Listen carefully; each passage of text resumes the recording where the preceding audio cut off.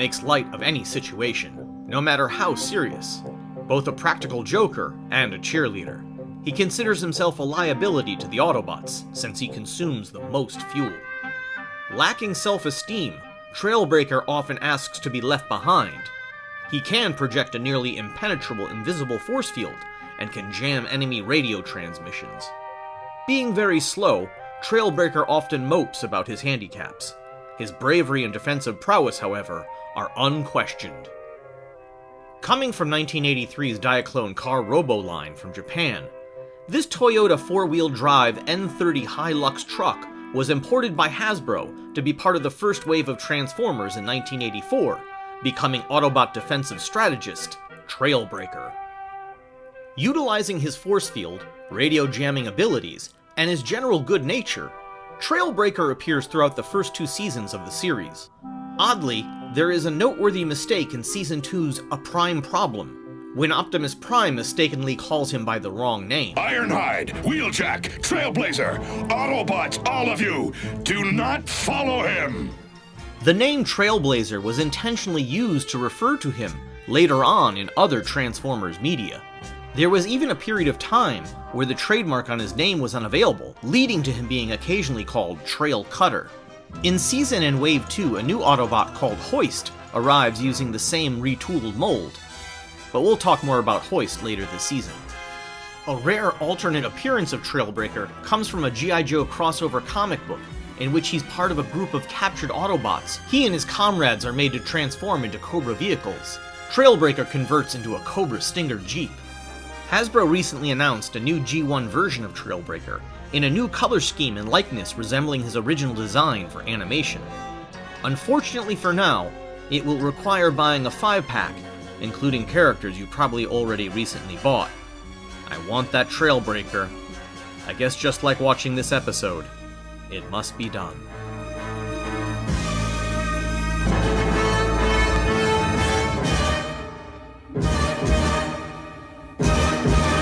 And just like that, we are back again. So, before we get started, I do want to talk about something. Some people have asked me about the order of episodes that I'm playing these in.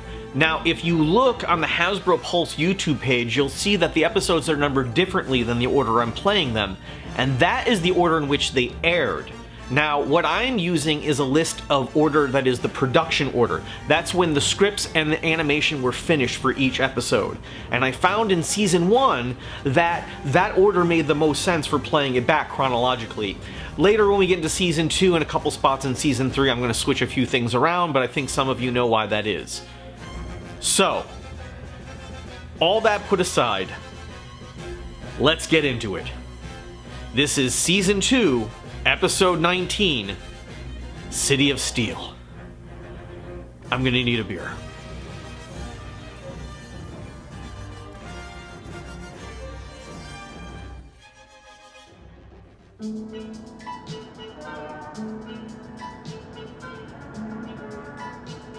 On a typical Manhattan day in the mid-1980s, a metallic alien bird descends from the sky. Utilizing stolen Lucasfilm sound effects, Laserbeak joins his comrades in their current base of operations. Oh yeah, he does it all with lasers.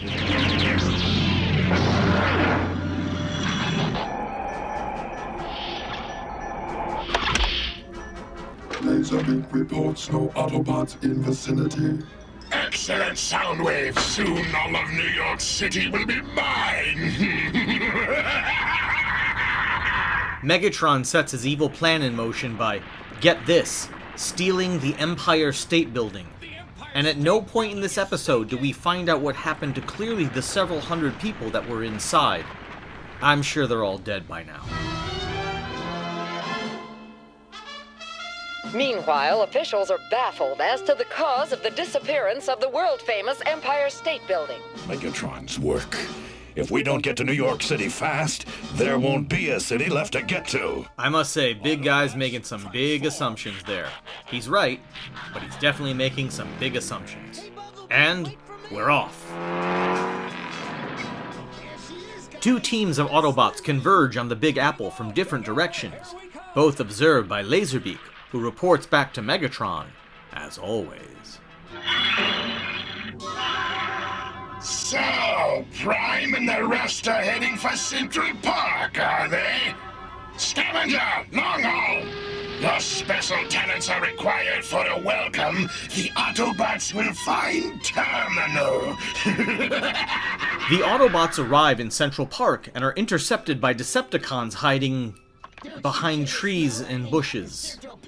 No, seriously, this is what we're doing here. There! Optimus Prime is directly overhead! Then dig, you fool, dig! Megatron acts out the next part of his plan, and this is where I'm going to start to get really, really angry at this episode. Now!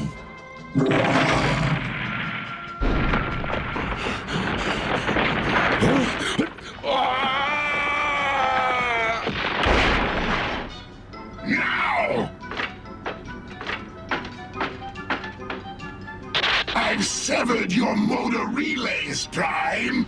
Welcome to the wonderful world of suspended animation. Okay, so after millions and millions of years of war and hating each other, Megatron at last has Optimus Prime in his clutches, incapacitated, and chooses not to murder him instantly to win the war. Instead, he proceeds to play parlor games like he's a 1960s Batman villain. I can't stand this episode. Wait, it gets worse. I want you all to see my new headquarters. Spending only top dollar on animation, Megatron converts New York City into the image of Cybertron. And if you were to fear one minicon, I'll melt Optimus Prime down for paper clips. Yeah. Lame.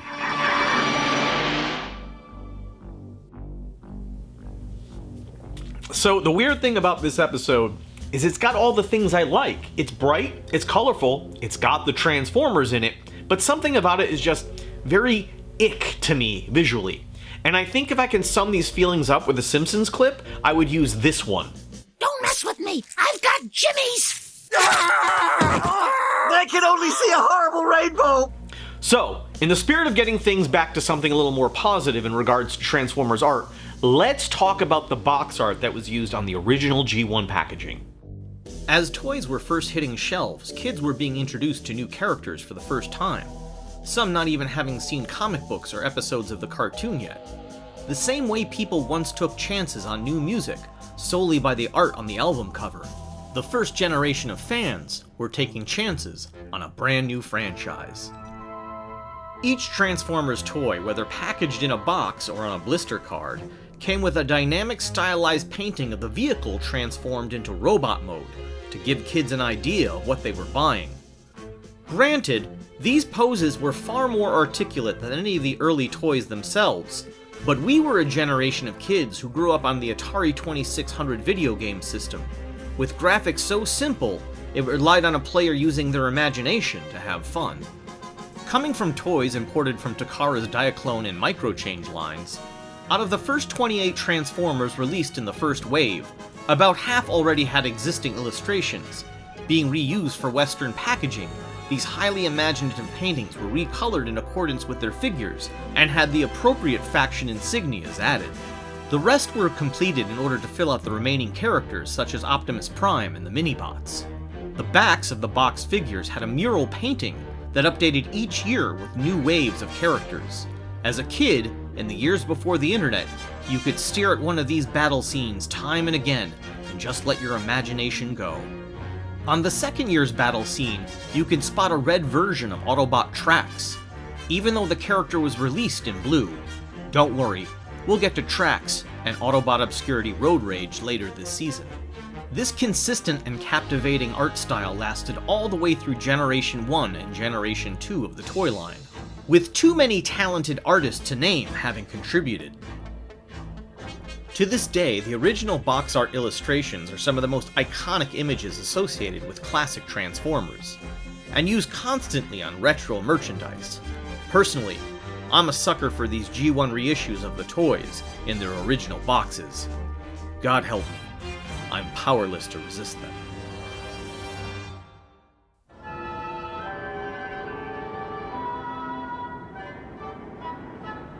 We return to a human evacuation of Manhattan, led by the Autobots.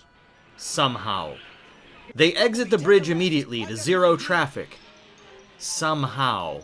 Years before the release of Austin Powers and The Incredibles, Megatron monologues over Prime's incapacitated body, not having killed him yet. What can possibly go wrong? Worry me. Hook! Disassemble him at once! With finesse and pleasure.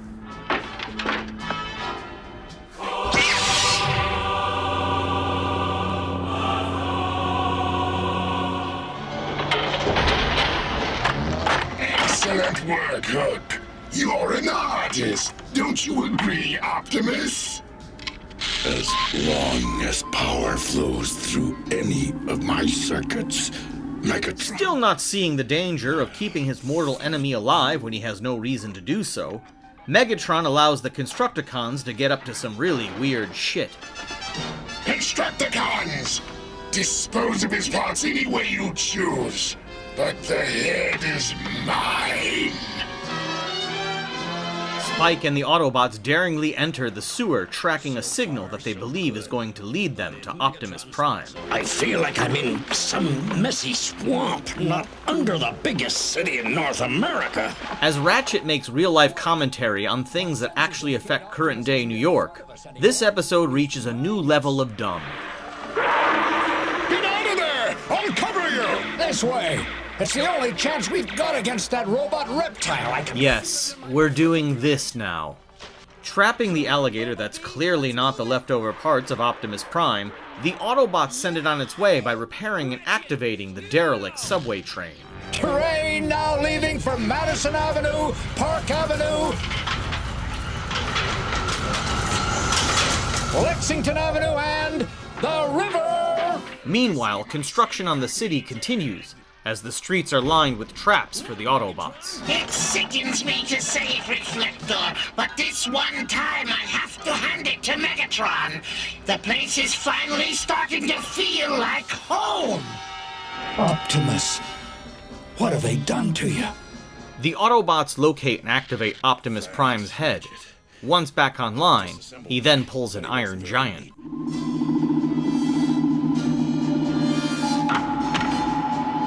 There they are! Wait a minute, that's why my sensors picked up Prime behind me. It was because a part of him was. The Alligator Con! Oh, shut up, both of you. The Autobots locate his alligator remains and capture it.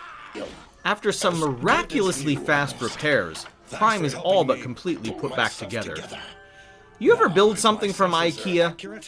Anyways, using his sensors, they go after Prime's missing arm. Wheeljack, look! I think we just found Prime's missing arm! Believe it or not, things are still gonna get dumber from here.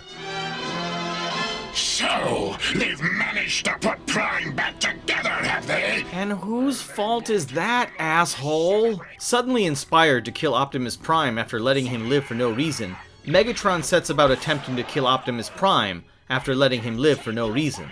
How tense. Let's see what happens next.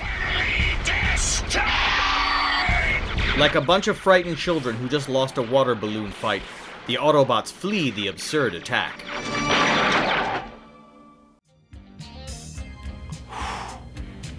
This one's rough. Let's talk a little bit about the ever-evolving art of Transformers and how it started. Is that better? I hope so. When it comes to the looks of Transformers characters, right from the beginning, things have always been in a state of flux. The looks of toys versus the looks of their packaging art, versus how they would appear in comics and cartoons. When Transformers first came to America, the earliest commercials advertising toys in the comic book featured 8 original character designs by Japanese artist Shohei Kohara. Taking inspiration from the shapes, colors, and details of the original toys, the animation designs were not only streamlined for mass cell production, all character proportions were altered to create a new, more humanizing look. Despite their mechanical parts, their humanoid bodies have subtle organic curves. If you have any interest in drawing Transformers, I recommend investing in a set of French curves, as opposed to just using straight-edge rulers all the time. Trust me, it works. Anyways, Getting back to real professional artists, these original designs were revised by Marvel production artist Floro Deary, namely the removal of most vehicle parts left visible in robot modes on the toys. There's quite a long laundry list of details for characters that involve changes and updates regarding weapons, and all sorts of other things that might have been the result of leftover decals on the older Japanese toys. In other cases, it seemed that models were created from toys that were incorrectly transformed, such as the Decepticon Seeker Coneheads, Ramjet, Thrust, and Dirge, even though they were released with box art that depicted them with their nose cones down in a more traditional fashion. Instead of attempting to explain all this to you, I'm just going to link in this video a series of videos that will better explain all of this to you. I will not attempt to duplicate their brilliance here. Seriously, if this topic interests you, these videos are absolutely worth your time. Floro Deary's designs of the characters were used all the way through the entire run of the American series, whereas all of his original designs were interpretations of toys and existing characters.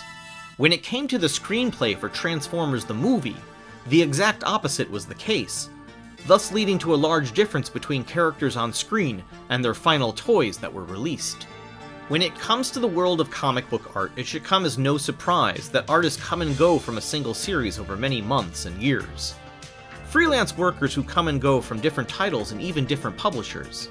That said, even the original 4-issue run of Transformers alone, the artwork changes so much and so rapidly, it's a miracle the book was as successful as it was. Most noteworthy is the ever-changing head of Megatron, which was originally based on an early prototype design for Megatron, not the actual toy. Over the initial run, you can see early designs of characters based on toy designs and initial box art. But by the end of the miniseries, suddenly characters start to take on the shape and form of Deary's designs from Marvel Productions. Over the course of its 80-issue run, the Marvel comic would go through many different artistic interpretations, even with certain characters like Blaster or Soundwave being drawn differently based on which artist was approaching them. In the world of the Transformers, change is constant, and these characters are revisited time and again. We see iconic shapes and looks always returning, and yet other aspects always changing and being rethought. With a multiverse of options, an artist can always be free to add a little change of their own. We unfortunately return to this childish nonsense. Quickly, everyone scatter and transform! There's no place to run, Prime! Nothing can save you now! Unless you let him live again. Put the pedal to the metal, hound! God, I hate this episode so much. Just in time to take the A-train! Before it takes you!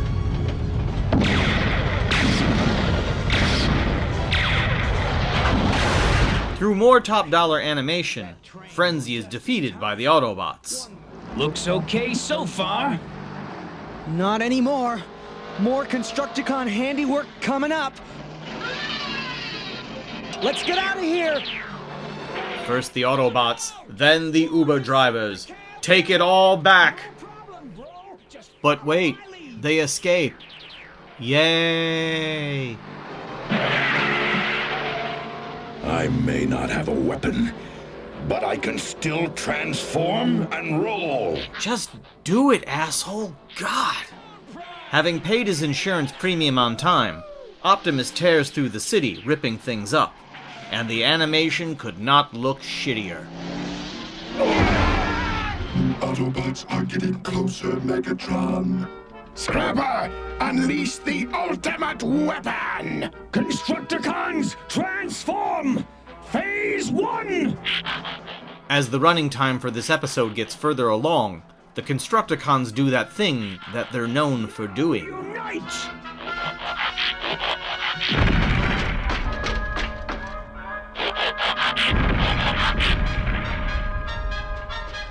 Devastator says, surrender or perish. Devastator wants vengeance. Devastator wants Optimus Prime. Now, Bumblebee! Intruders, intruders. They are doomed! The console is now inoperative. I can no longer maintain weapon control. No matter! Send Buzzsaw and Laserbeak to take care of the Earth pests!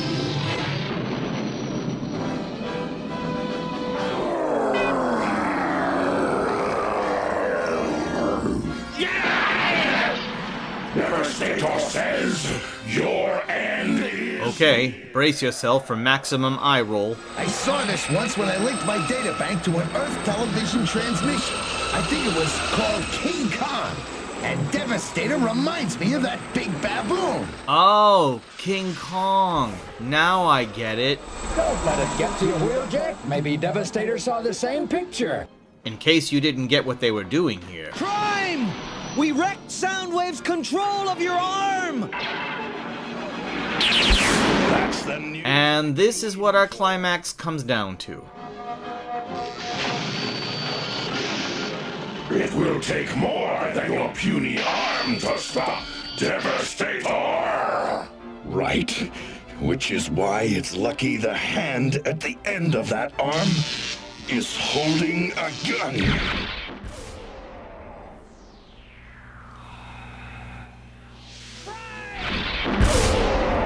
Devastator falls. Prime! I've got him! Hold me up! Nice catch, Ironhide. Bullshit.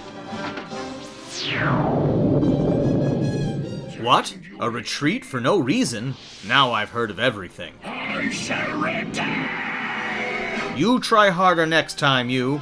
Well, Optimus, just as it always was. Like the rest of New York City. Overall, not so great, but still, the best episode of GoBots I've ever seen.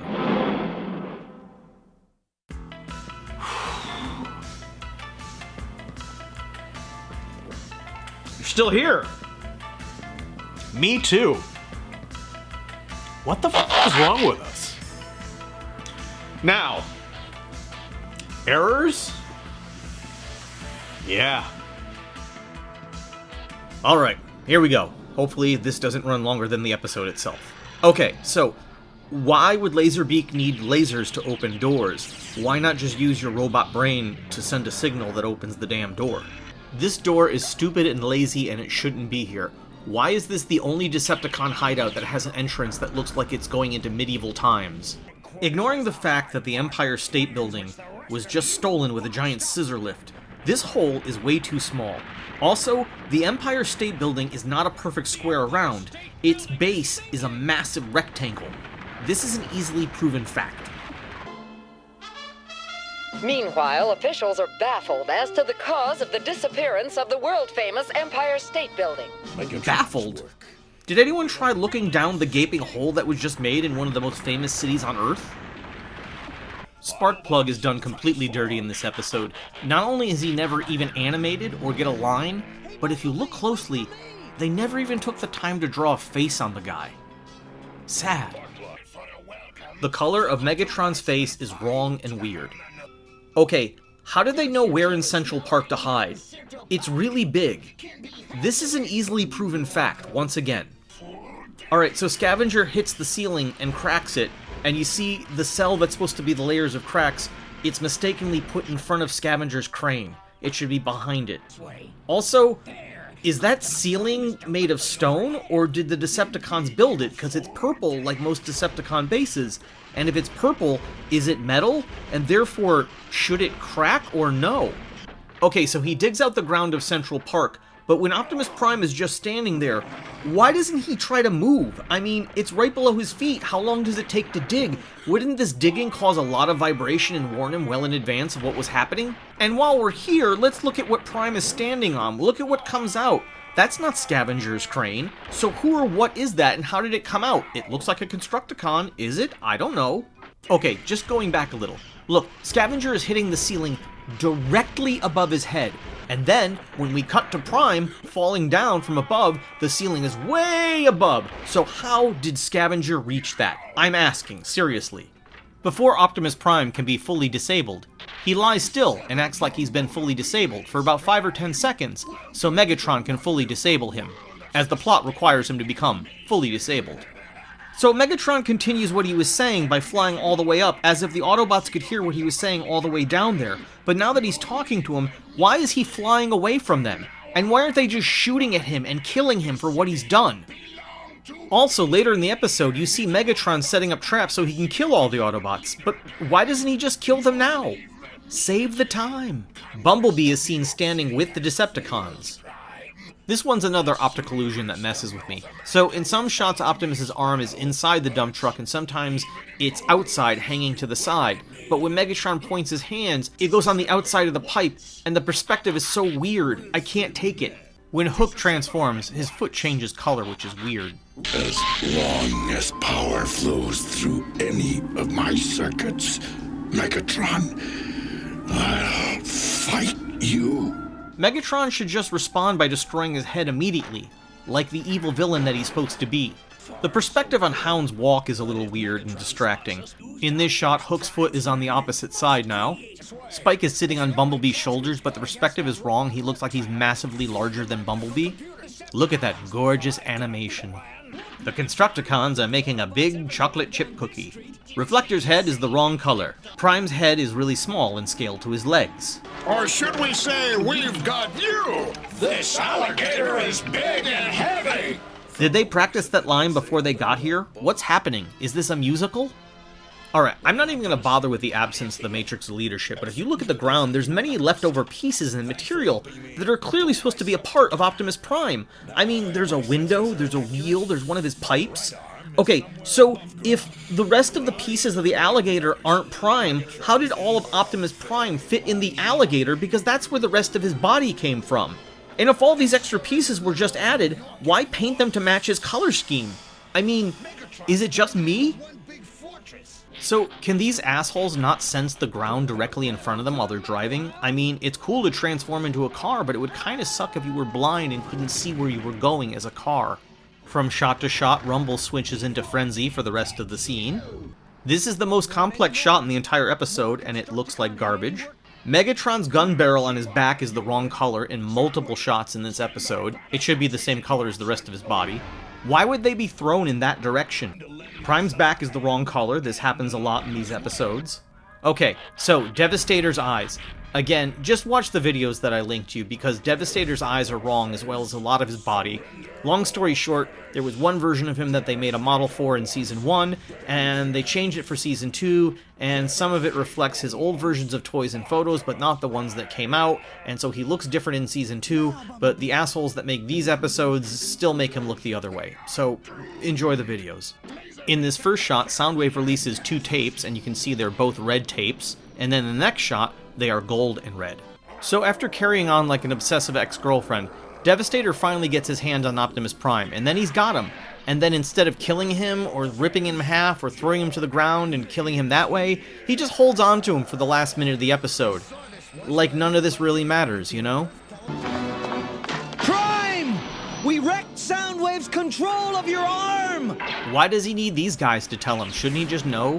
Shouldn't, like, the Bluetooth in his brain just go off? So these two fly into attack, and then this short little arm just swats at them, and then they fly away, and I guess they're defeated for the rest of the episode, because they don't try to come back. Where does Megatron get the resources to rebuild the entire city? And how do the Autobots go about changing it all back exactly the way it was so quickly? How did they know every little detail? How do they know it's right? And how did Prime do all that with only one arm? Because it's very heavily implied that they just put his arm back on now after doing all that work.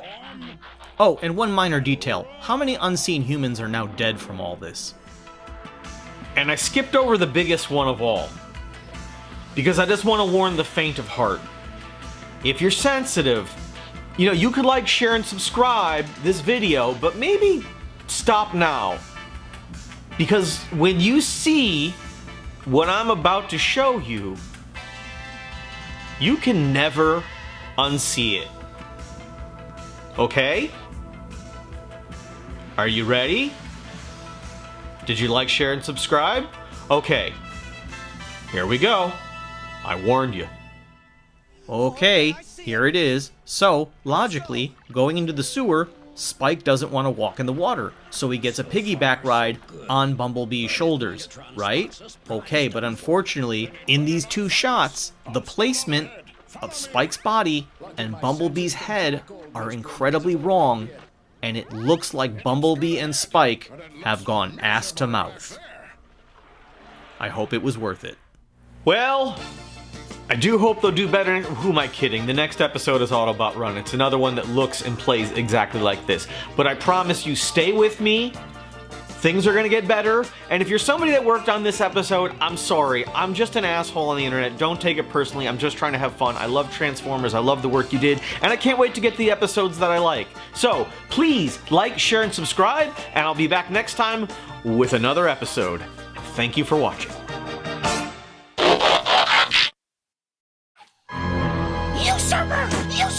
Usurper! Don't mess with me! I've got jimmies! They can only see a horrible rainbow!